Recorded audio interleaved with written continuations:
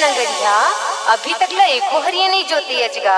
का बतावा मंडली, इन खेत तोर भटक गए है, बड़ा तकलीफ से उसे ला था वो। अरे पानी पलो ले रहते वो मालिक राम काका के बोर ले तो सुखर बतर कस नांगर जोत लेते वो। ले धीरे धीरे उसे लेगा।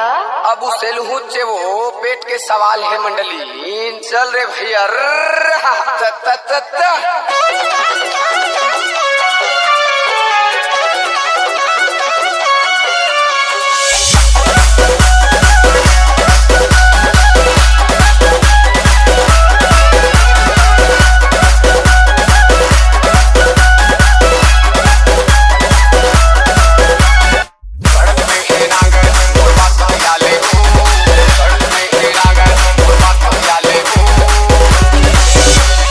DJ